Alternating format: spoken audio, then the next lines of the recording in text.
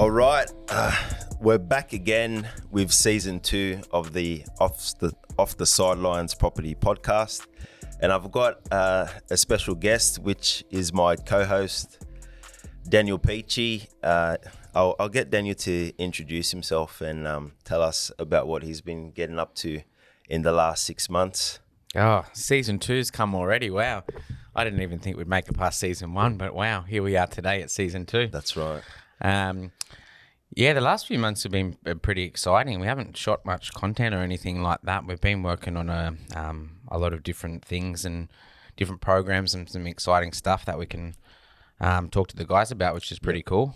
We've been working on, as you know, some coaching programs, which is pretty awesome, which we'll go into in a little bit into the podcast. And we've also been focusing really big on the short-term accommodation with the rental crisis.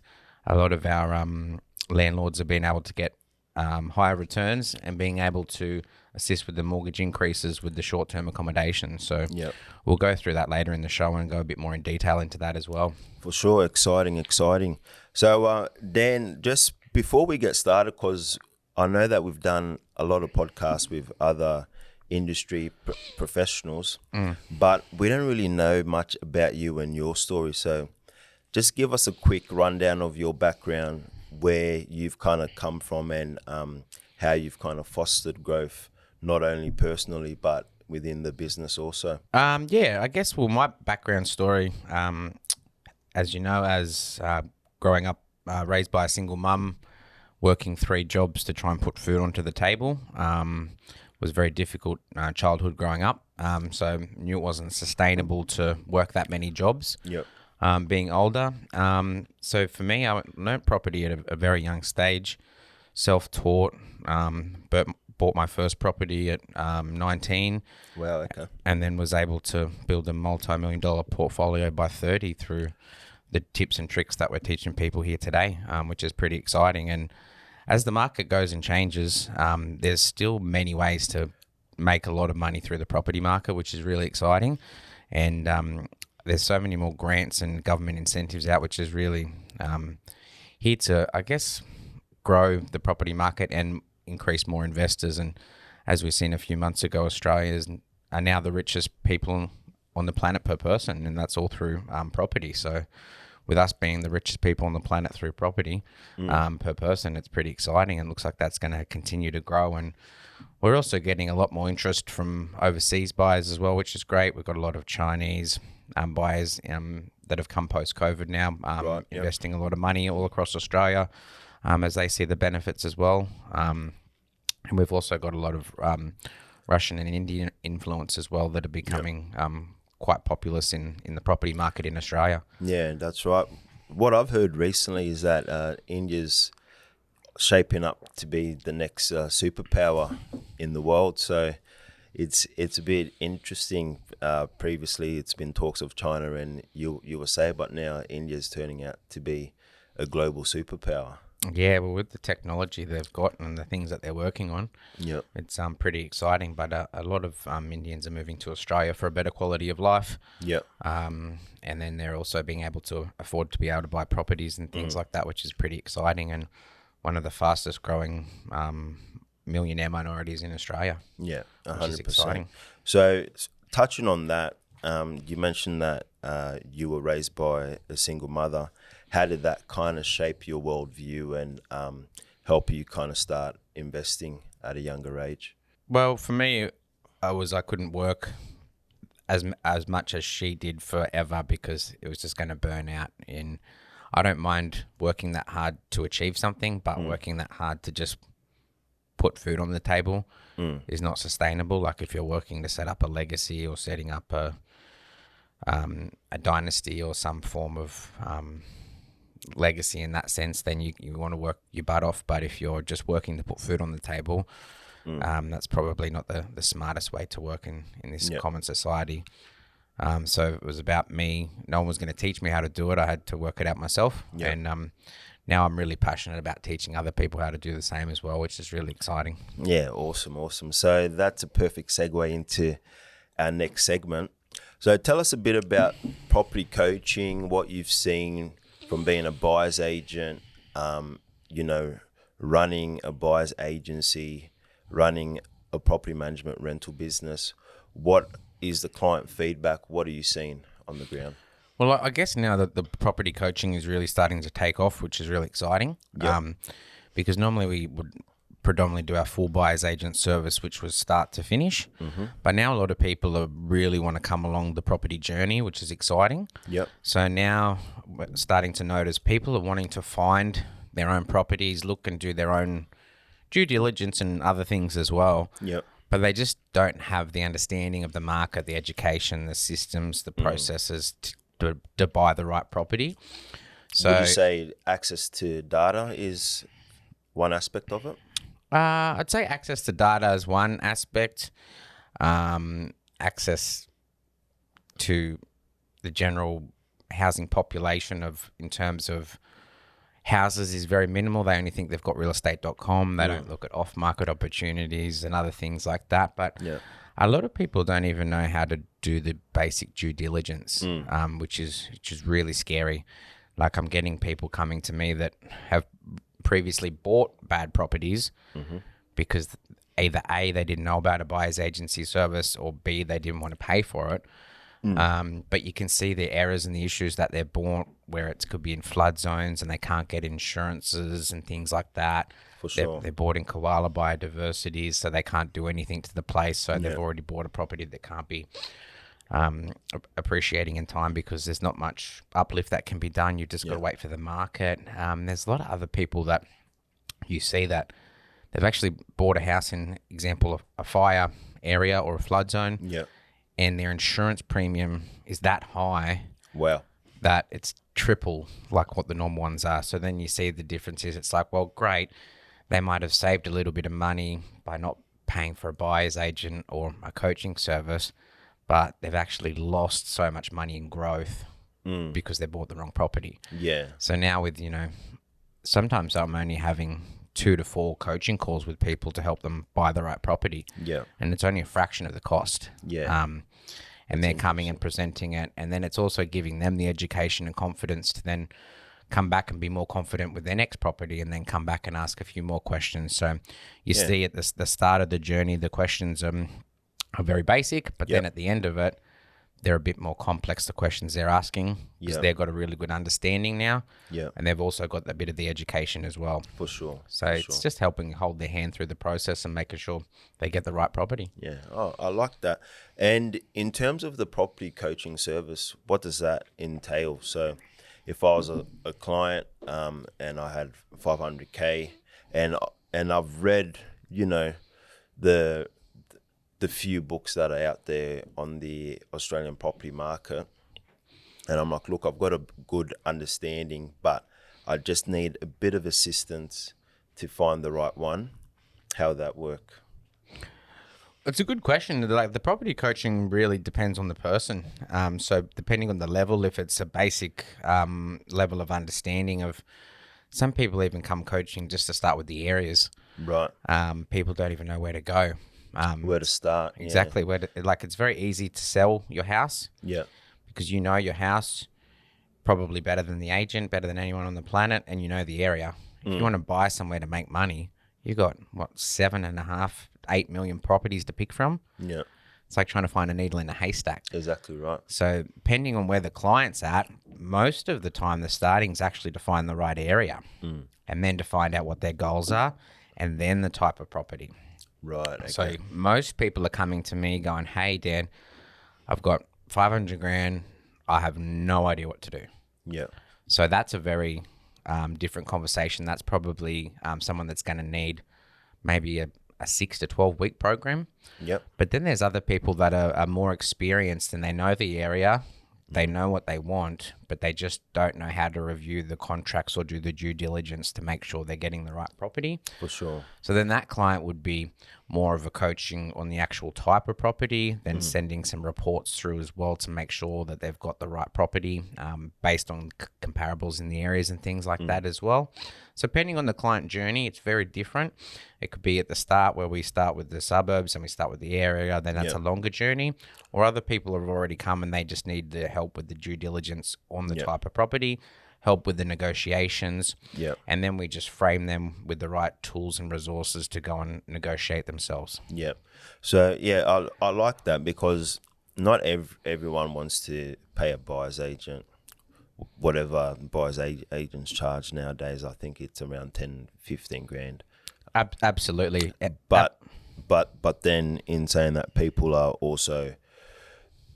need that assistance. So I think that's where the property coaching and research service comes into play, because you're getting that support, but at a fraction of the buyer's agent cost, which is exciting. So yeah, absolutely. And the good part about that is a lot of people, because obviously the coaching service is a lot cheaper, a lot of people try to start with that service as well. But then you find a lot of people are that busy and they're that caught up in their own world, they actually don't have time for the coaching.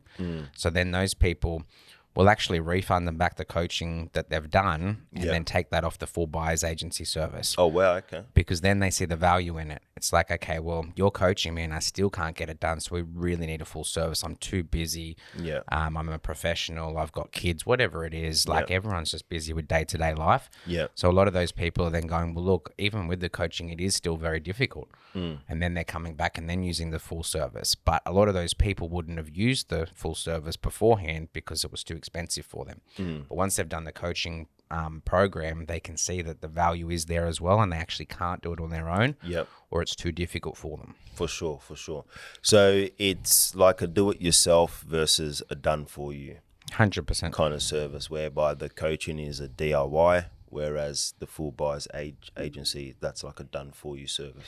Yeah, put it this way. It's like you go to Fantastic Furniture and you get a flat pack. That's the coaching service. Build it yourself. Or B, you go to a nice plush furniture place and it's already built for you, but triple the price. Yep. And then they'll install it for you. They'll do all that. Nuts, bolts, and screws. It's all there for you. They'll probably maintain it for you every 6 to 12 months as well as the full whiz bang service. The full whiz bang service. I like that. So then, all right, so we've got the coaching. Now, there's new grants and incentives out there to help first home buyers enter the market. So if you can shed some light on that and what's kind of happening in that space. Yeah, well, good news is there's some new grants and there's also some additional thresholds increased on other grants because a lot of the amounts actually you couldn't buy a lot of places in a lot of areas. Nice. So now they've increased the floor limit, I guess, so it's given people a lot more opportunities. Yep. So the first one they've got's the first home buyer assistance scheme, which is essentially meaning that you can either get reduced stamp duty or no stamp duty. So now that's reduced up to $1 million stamp duty. You'll get a concession. Okay. But anything up to $800,000, you will actually get no stamp duty for a first home buyer. Wow. So no stamp duty payable on an existing property. Yep. And what's stamp duty typically on that roughly? Oh, you're looking at an $800,000 property. It could be anywhere. And it also depends on the state. Yeah. But ballpark, you could be looking at anywhere from 25 to 35,000. Yeah. Saving. Yeah. Like the average person to save $35,000 would be 2 to 4 years. So the government's already, taking time back for you and helping you with that assistance by not having to pay the stamp duty. That's huge. That's a massive benefit. Well, $800,000, like it's not going to be your double bay 4-bedroom house, but you can still get a lot of houses in a lot of areas. Like Sydney Southwest has a lot of houses under the 800K mark. Yep. Plus, you've also got the airport growth and things happening over the next few years, which would assist that as well. But even if people don't really want to live in Sydney and have a unit, you can also get down to Wollongong. You can have Newcastle, Central Coast. There's areas where you can get in under the 800K mark. Yeah. If not, if people want to live in units in nice areas, you can do that. You can get a nice 2-bedroom unit closer to the city and things like that for under that price point. Yeah. So 800,000, 5% deposit, no stamp duty. Mm-hmm. That's a deal. So, example, you buy a house for amazing. 800K. Mm-hmm. Normally, your stamp duty is, say, 30, 35 grand. Yep. That's a savings there. Yep. And 5% of 800 grand's only $40,000. Wow. So, it's like, well, do you want to go and get your second-hand Hilux or do you want to buy a property? Yeah. Most of the Pick boys and go to choose. Hilux until they listen to this podcast. then it's going to be the house. Yeah, I like that. So in saying that, Hilux or the house, what's the typical mortgage repayments on a house like that? Because it's like the Hilux does sound nice, but it's cheaper to service also. So Yeah, and it's also depreciating, except during COVID. Hilux has actually went up, but normally they're depreciating. they depreciate, right? So what would a typical mortgage look like on a $800,000 property? Oh, at the moment, with the rates the way they are, you're probably looking at $850 to $950 a week Yep. on $800,000. Because keep in mind, if you're only putting a 5% deposit down, it is going to be quite a high balance. Yep. But opposed to, those houses, you'd still be paying $800 plus for rent anyway. Yeah. Speaking of rent, because we do have a place in Cobbity whereby it's renting out for roughly $800 per week. So that does make sense. If that tenant was to purchase that property, they'd own it and they'd be paying that figure too. So Absolutely. yeah. But people just don't realize that, because everyone I talk to always says 20%, 20%, 20%. But 20% isn't the normal deposit for first home buyers. Yep. There's pretty much majority of first home buyers, unless they're over that $1 million threshold, majority of them will qualify for the 5% grants. Yep. So it's not 20, it's not 30, it's not 40, it's 5%. Yeah. Which is a huge difference. Like if you tell someone they've got to save 200 grand, it's just too hard. But Yeah. if you say 40 grand, it's very achievable. Yeah. Mate, and in saying that, what about guarantor loans? Would you say that first home buyers can use that too, rather than the grants, the bank of mum and dad? Well, yeah, there's actually, you've got the bank of mum and dad, and then you've also got the bank of the government as well, which is another grant that I'll talk about. Yeah. So they've also got another grant out, which is called the Shared Equity Home Grant, Okay. which, so to your first question, you've got your mum and dad that can go as guarantor. So how that works essentially is your parents have $1 million house and they would put up a percentage of their house for your house. You want to buy $1 million house. They would put up the 20% deposit for you as equity. And then essentially that goes as a guarantor for your loan. So that you're using part of your parents' equity as a deposit for your house. So then you would only need a few $1,000s to get started. Wow. Which a lot of people don't realize. They think, oh, I have to use mum and dad's house and they can't sell it ever. Yeah, so there's a bit of stigma with that. So when you say put up equity, that's kind of like intangible. Like it's a theory, because they're not like they're not physically getting equity out of the house and saying it's put on this other property. It's just that they've kind of earmark or benchmark a figure, and then if anything goes belly up, then they have the guarantors to fall back on. Is that how that works? Yeah, essentially. So it's to say, well, hey, I already own a house or have equity in a house, me being the parent. I'm not confident that my son or daughter is going to pay the house back. So what I'm going to do is put up my house and my word that that's going to get paid back. If that doesn't get paid back, you can come and talk to me. You can come and talk to me, and I am then liable now for that $200,000. Not my whole $1 million house, just $200,000. Yeah. But keep in mind, by the time that happens, if that ever does happen, the house is usually appreciated in value. You've paid it down a little bit like that. So 9 times out of 10, there's never any issues with things like that. But if it does go wrong, then your parents will be liable. So you do have to ensure that your parents understand that. Yeah, for sure. And make sure that you are in a position to be able to do that. But let's be honest, the banks do the due diligence anyway. They make sure you can afford the loan. They make sure you can service it. Correct. So there's really, unless something drastic happens, it really can be a minimal risk.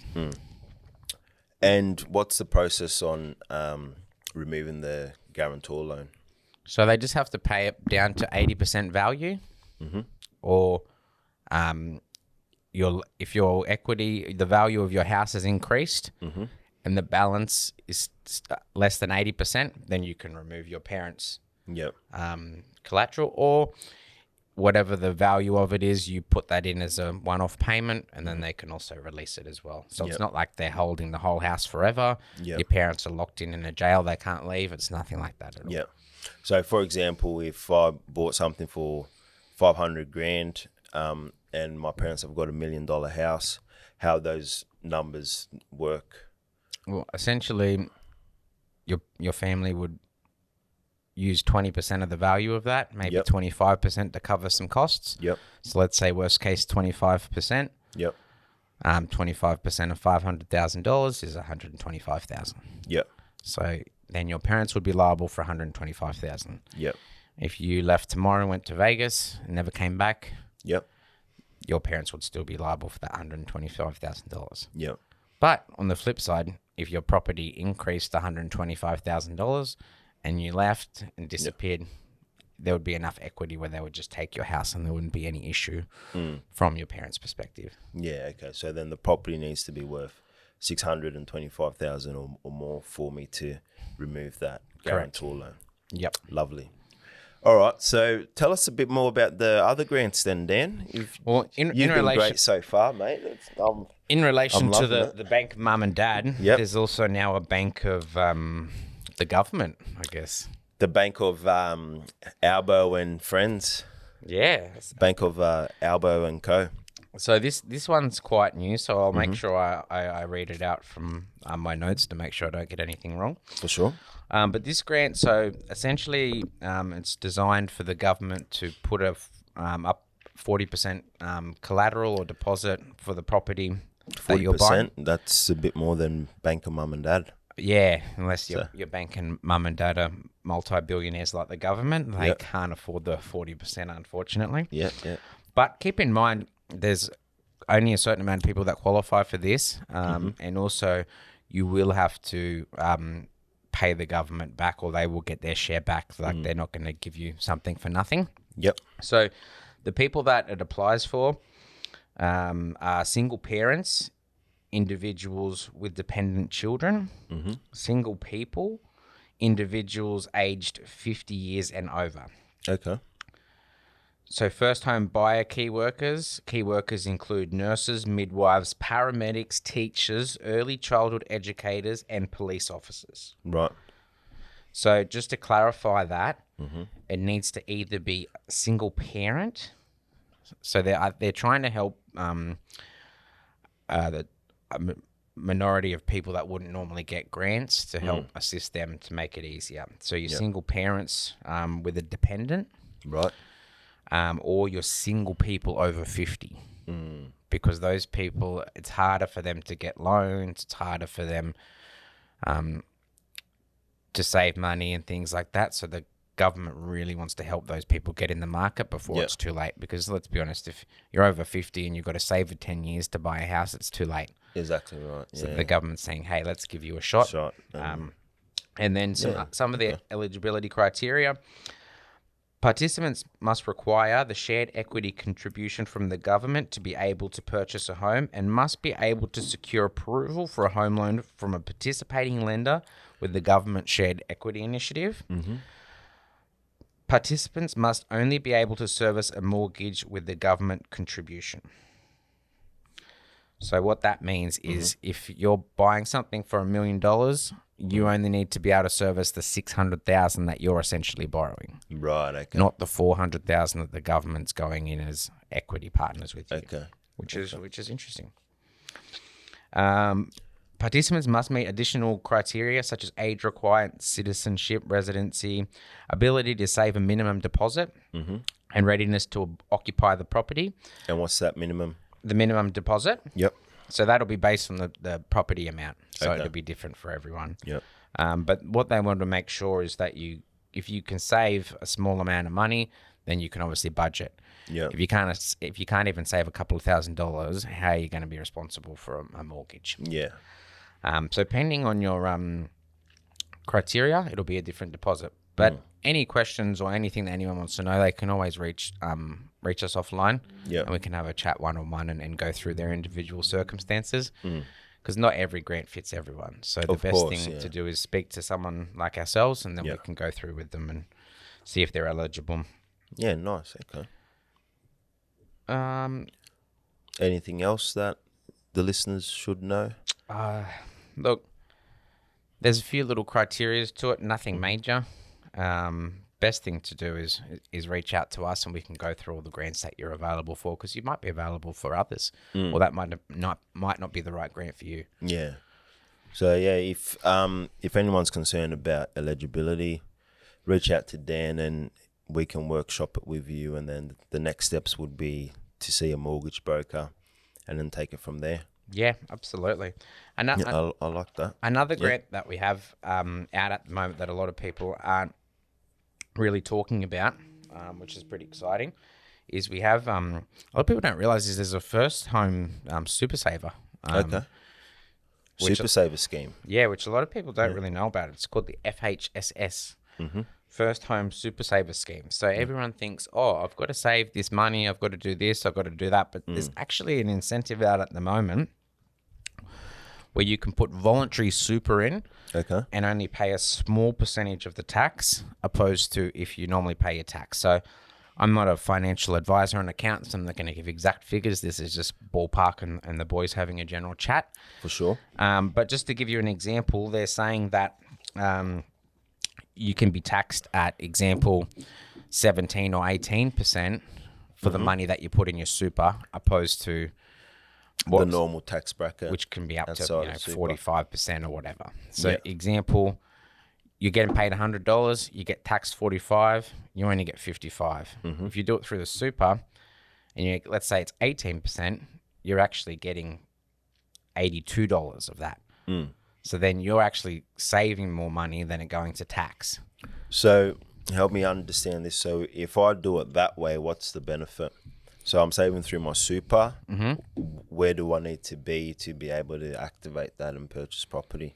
Well, the maximum they'll let you save is $50,000. Yep. So that's again 5% for up to $1 million. Okay. In terms of what, purchase price or? Correct. Okay. So if 5% of $1 million is $50,000, yep, that's the maximum you can save in the super scheme. Right, and then they'd use that as your deposit correct, to help you purchase. Yep. Because you're saving in your account, and then the missus wants to go out for dinner, or the boys want to go out for a weekend. Yep. You just spend the money. In the super. I've got a few weekends coming up, by the way. So exactly. That's why this would be handy for you. Yeah. If you're a first-time buyer, in theory. And a lot of people will be in that situation, right? So it's like, well, I'm an okay saver, but I'm not great. The super saver scheme is the best because you can't take the money out. You can only buy it for a property. Yeah. You can't ring the government and go, hey, the boys want to go to Vegas this weekend. I need that $5,000. They don't care. You can't touch it. Yeah. But as soon as you've got a deposit ready for the house, they'll then let you use that money towards a house. Yeah. So a lot of people don't realize that they're actually just paying extra tax when they don't need to be. Yeah. If people crying poor, I can't save, you can. You just use a super saver scheme. Yeah. Turbocharge your ability to save, your savings level, and then take it from there. Problem is, there's just so many grants and so many different types. No one knows what they're eligible for. Yeah. So again, I can't stress enough. Give us a call. We can see what you qualify for. We can set you up a plan. We can check your criteria. Instead of just sitting there wondering, will I ever buy a house or will I ever buy a property? Just come and chat to us. Yeah, 100%. Free phone call. 1-800-REVERSE if you want. Yeah. We'll call you. We'll call you. Or just be like, Dan, call me. Need a chat. Done. We'll jump on it straight away. All right. So that's been really informative. So we've covered thus far your personal story, grants. Another thing that I want to chat to you about is off-market properties, right? Because we get a lot of people that come up to us on and off the record that want off-market properties. What advice could you give to people that just want to do it themselves? They don't need a buyer's agent. They don't need help, but for them to get access to off-market properties. Do you like door knocking? There you go. That's would be my first step of advice. Let's be honest. We've built up our off-market network over 3-4 years now. Yeah. and it's where it's at. So for someone new to start sourcing off market and to have that access, as you know, it takes a very long period of time.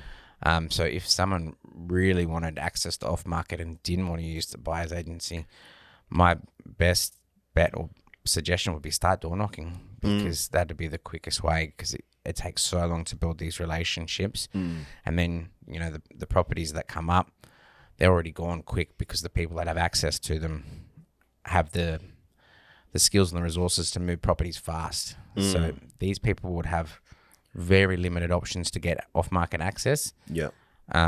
So yeah, I would stick to door knocking or letterbox dropping if I was them. Yeah. But then again, if you like a house in a particular street, you could knock on the door and you don't even know the owner. It could be a renter. Yeah. Just a waste of time. We have the data and the resources to be able to find all that out and do it much easier. So good luck to them, I guess. Yeah, right. Okay. So door knocking is your advice. My advice, if you like an area, you need to know every agent in that area. For example, if you're wanting to purchase a property in, I don't know, Central Coast, and you want access to off markets, get to know the agent, develop a relationship with them, text them, call them, follow up, emails. Doing that over a long period of time will eventually help you get access to an off-market and agency databases and that kind of stuff. But in terms of availability and when they're typically available, they're far and few in between, because an off-market opportunity might be available in Central Coast, for example, but he's already sent that out to his off-market database. So you being a new buyer, there's difficulty in getting access to it, and even having the ability to transact on an opportunity like that quickly. So working with a buyer's agent could assist you in securing that asset also. So that would be my advice if anyone's trying to source their own off markets. Develop a relationship with a real estate agent within the area you're trying to buy in. So maybe pick 5 areas. Hey, Mr. Agent, I want off-market opportunities, Mr. or Mrs. Agent, and then you take it from there. Yeah, absolutely. Yeah. The other thing I'd be mindful also of is off-market doesn't always mean cheaper as well. Sometimes it's some people need a quick sale, so there could be things wrong with it. Yeah. So I'd be very careful if I was out trying to source off market, just to make sure that you're doing all your due diligence. Yep. Because just because it's off market doesn't mean it's better. Yeah, 100%. And if you don't know what you're doing, and some really good real estate salesman sells you the dream of the off market property, then you may have bought a lemon. Yeah, 100%. So that's where your due diligence comes in handy. Get a pest and building inspector out. And work with a reputable conveyancer or solicitor that can look at the contractual terms, and then, take it from there. Yeah, even get a second opinion, get some property coaching done on it as well, It's not a bad idea. Exactly right. Property coaching. There you go. Yeah, so, all right. So we've covered off markets. Was there anything you wanted to add? There's another grant. You're looking at your sheet of paper. Not so much there's another grant. There's just a lot of stipulations. Like, I could read these grants all day and people just fall asleep. Like, yeah, that's why it's better. I'm falling asleep now. I feel you. Yeah. But no, it's basically get a coffee in me. They've still got the $10,000 grant out for new homes at the moment. Yep. And there's a criterion now that they're looking at before, a lot of the grants citizens had to actually have, but now quite a few of the grants permanent residents can use now, right? Which is huge. And some of the other criterias are changing as well, in the sense that if you haven't owned a property in a certain amount of time, okay, you're now a first homeowner, right? So that's where it's like, well, people are like, well, I owned a house back in 95, so I'm not a first home buyer anymore. But it's like, well, technically now you are actually a first home buyer, right? Because that's from the cutoff period. Let's say the cutoff period is 2000, because you bought that house beforehand. Now you're a first home buyer. Wow. So there's so many different changes and things out there. It's almost like you need a doctorate to keep up with it. Yeah, right. It's Lucky always I'm changing. lucky. I'm all over it. And Yeah. any questions, let me know. Yeah, I love it. Okay, awesome. And any client wins recently, mate? What's been happening with you and the business? Client wins. We're always winning. Success stories, mate. Any you can share that's been notable within the last 6 or so months? Oh, we get wins every day. I think just a lot of wins. The property management and helping people has been really good. And a lot of people, as you know, are coming to us struggling and just working out little strategies to help them. Yep. Has been great. Whether it's, we add on a granny flat, whether it's, we look at shared accommodation, or even whether we look at, the rental's not enough at this place. It's a desirable area. Let's do some short-term accommodation, boost your cash flow, and help you ride out this tough time. And there's been lots of clients that we've done that with. But just like an example, you look at, say, an area where you're getting, $1,000 a week rent, your mortgage payments go up to $1,300 a week, really struggle. But then, you go to short-term accommodation at $300 a night with an 80% occupation rate, and all of a sudden that turns into $2,400, give or take, a week. Yep. So then not only are you paying your mortgage, you're actually making money to enjoy life and not have to live on baked beans and tuna cans. So that's interesting. Probably been, for me personally, the most exciting wins. Yep. I just like to help people. Yeah. The interest rates go up, the economy changes. There's things out of our control that we can't change. Yep. But there's a lot in our control that we can change. Right. So that's where I like to help people and go, look, that's out of your control, but that's in our control how we can fix that. Yeah, for sure. And So would you say thinking outside the box, being strategic, being tactical, that's been a massive win for you and your clients recently? Oh, you have to be. Let's be honest. When the market's hot, a monkey could sell properties. Yeah. You just have to open the door. Yeah. When it's cold and everyone's struggling, that's where the strategies come into place. So that's a great way to wrap up the podcast. Just before we go, mate, your top 5 picks on areas and suburbs where people should look into and buy. Give us a bit of insights, what's happening with the migration, people coming from overseas, all that stuff. Well, look, Where should people be looking right now, mate? I won't say particular suburbs or cities because it's based on price point, as you know, but I will say some areas in terms of states or regions that I think have got some things happening. Yep. Regional New South Wales has been strong the last 5 years, which has been good. Yep. But yeah, also I will say on the flip side, be mindful with that as well, because there's some really sexy areas that have boomed, but there's also some areas that have plummeted. Yep. So that's again hit or miss, but as long as you're doing your due diligence and using the right people in the A team, you'll buy the right property. But I also see, like I always talk about it the last 6 to 12 months, but Perth is just, everything we bought there is just appreciated so much in value, mainly because of the infrastructure that's happening there. And let's be honest, Perth hasn't got a lot of money from the East Coast for years, and now the data's there showing everyone that it's got so much potential. You've got investors from all around the world buying there, so much infrastructure. It's similar to the Gold Coast where everything's close to the beach. Okay. You've got a lot of skilled immigrants going over there to help build new houses because there's not enough there for the people. There's 2.2 million people there. It's crazy. Wow.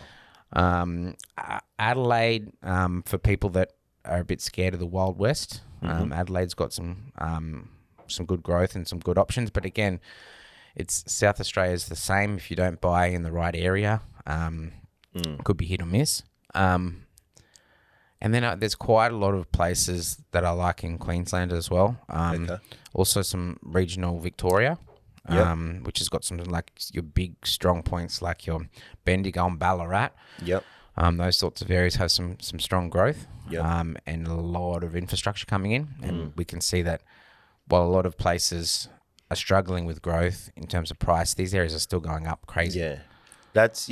And it's crazy to think about because the data is obviously showing that regional areas have outperformed metropolitan city areas. Absolutely. Could you talk to that a bit? And why is that? Is it COVID? Is it working from home? What is it? Well, that comes back to, You wave a magic wand or something? I don't know, mate. Nah. It's 2 words. Mm-hmm. Tree change or sea change.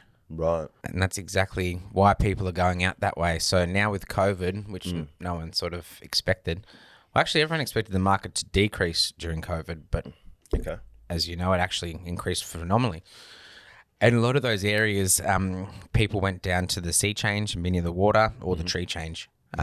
So you get your people... Tree change being like national your regional, parks and national like, parks, you got your the Hunter Valley, the your nice trees and that. big land, Yeah. not being in Got a a farm and a that. new subdivision of a greenfields where your fence is 1 meter away from your neighbor, Yeah. and you can hear them coughing or eating their dinner. Yeah. Whereas people are going out and getting acres and having farms and animals and just better quality of all life. that. Yeah.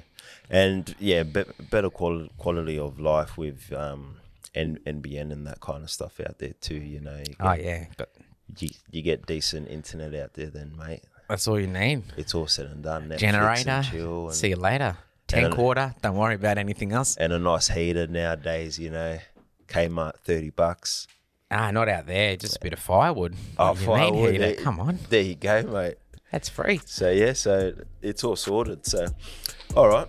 So we'll wrap it up. Thanks again, Daniel Peachy, head of property acquisitions down at Window Property Group. So if you want to reach out to him, there'll be details in the description. He's happy to help anyone with eligibility criteria with first home owner grants. If you're interested in the property coaching service, reach out also. It's obligation free chat. And if it makes sense and if you qualify for that service, then by all means, we can have you as a valued client. Awesome. Beautiful. Thank you very much, Onus. Thank you. Hey guys, this is Onus. And Dan here. Thank you very much for listening to our podcast. If you guys like the podcast, smash the like and subscribe button. And we look forward to having you back on our next episode. And if you have any questions for us or our guests, please comment below. Or send us an email to info@windowpropertygroup.com and also slide in our DMs on Instagram, TikTok, and LinkedIn.